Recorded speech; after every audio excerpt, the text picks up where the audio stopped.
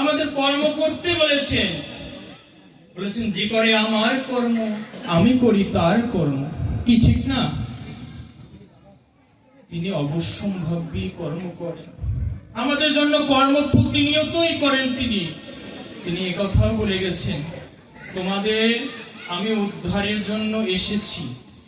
তোমাদের আমি একটু সংক্ষিপ্ত দিয়ে গেলাম, কি ত্রিসন্ধ্যা গায়ত্রী মন্ত্র যদি জপ করো তাহলে সকল কিছু সদিচ্ছা তোমার পূরণ হইবে।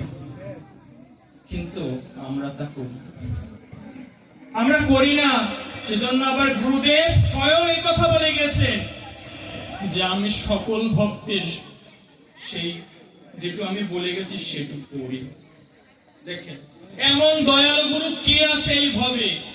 কোন গুরুদেব এই কথা বলেছে যে আমি এবার দেখে একজন ভক্তকে পথে পাবো? বলেছে? বলেন। কোন গুরু মহিমায় কেউ বলতে পারবে না এই যে বড় এই কথাটি।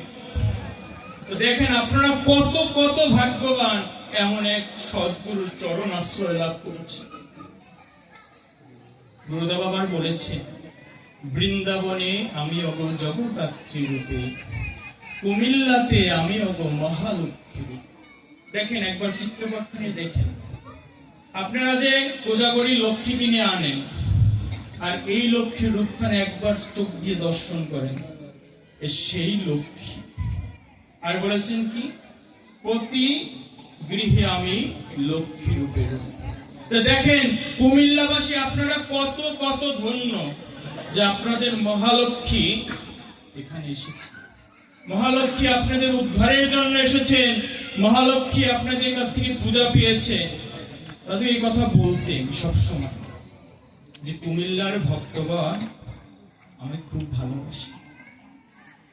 আর আমি এসেও এই কথা লিখেছি, আপনাদের মতন ভক্তি আমি কোথাও দেয়নি, কোথাও পাইনি। এই কথাটা আমি 3 বার বললাম।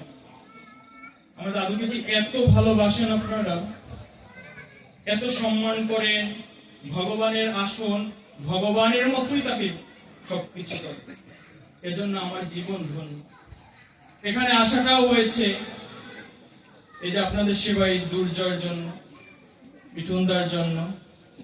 এরা আমাকে ফোন দিয়েছে, বলে যে এখানে অনুষ্ঠান হবে, আপনি আসেন। সরস্বতী পূজার উদ্দেশ্যে এসেছি এখানে। তো কোথায় বর্ণন রয়েছে? ভবিষ্যৎ পুরাণে বর্ণন করেছে, তীর্থানি সকল বেদোত্তরং মূল ভূপ্রলং সদা গোপ্যভূতং চ হরিণ্য সিদ্ধাক্ষরণস্থলম। বলেছেন কি, সমস্ত তীর্থ এবং বেদ সেই সমস্ত ভূমণ্ডল ত্যাগ করিলে তারা সকলে গোপী হয়ে ভগবানের শ্রীচরণের সঙ্গে উৎসব করেছিলেন। কিন্তু কি বলেছেন? সর্ব বেদ কলয় ভরা গোপী ভূত সমাধুতারম মহিময়া সর্বতারাম ভূমণ্ডতদা। কি বলেছেন? সমস্ত দেবগণ এই ঘোর কলিযুগে গোপী রূপে শ্রী ভগবানের এই অবতার আসবে। শুধু তিনি গোপীদের নিয়ে নয়, সকল ভক্তদের নিয়ে তিনি রাস লীলা করেন।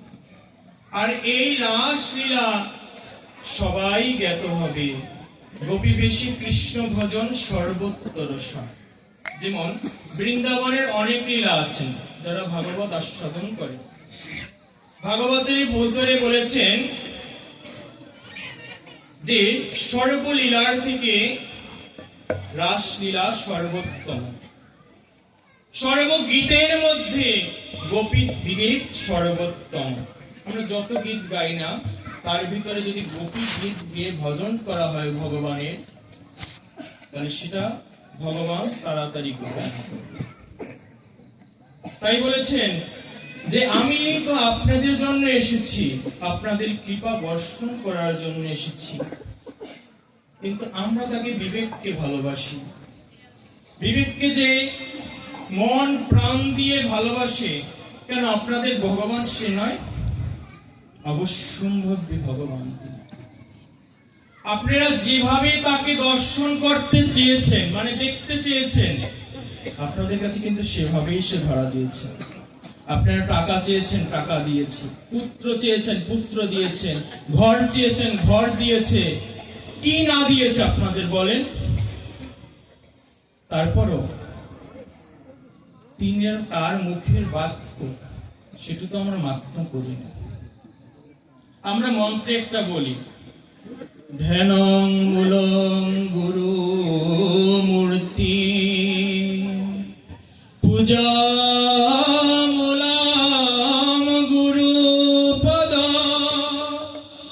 মন্ত্র মূলং গুরু বাক্য মোক্ষ মূলং গুরু কৃপা। গুরুদেবের বাক্য মানে কয়জন? কৃপা যে তিনি করবে আমাদের, তার বাক্য কয়জনে মান্য করি? দেখেন, একটা গ্রন্থ তৈরি করেছেন অমীয় বাণী, বিবেকানন্দ গোস্বামীজির, সেখানে মুখনিসৃত বাণী।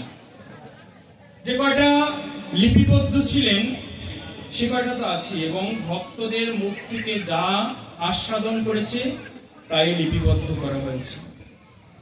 আমি এই কুমিল্লায় এসে গাড়ির সাইজে, দাদু আমাকে খুব ভালোবাসত ছোটবেলা থেকে, কারণ তার আশীর্বাদেই আমার জন্ম হয়েছে।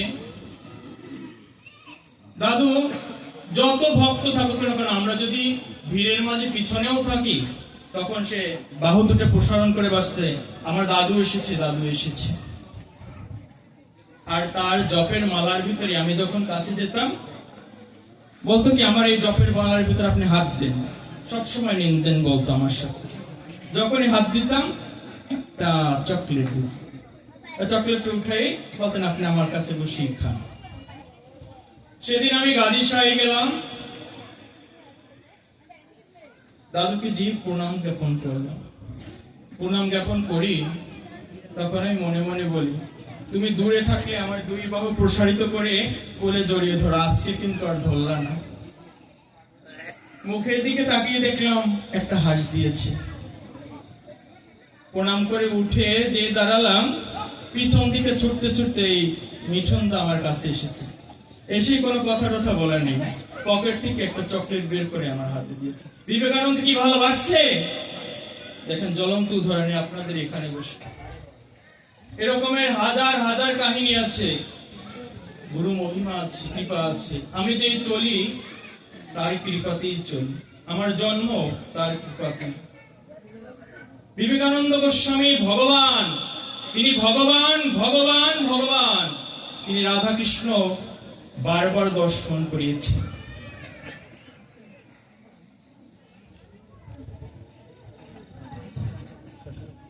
জয় জয়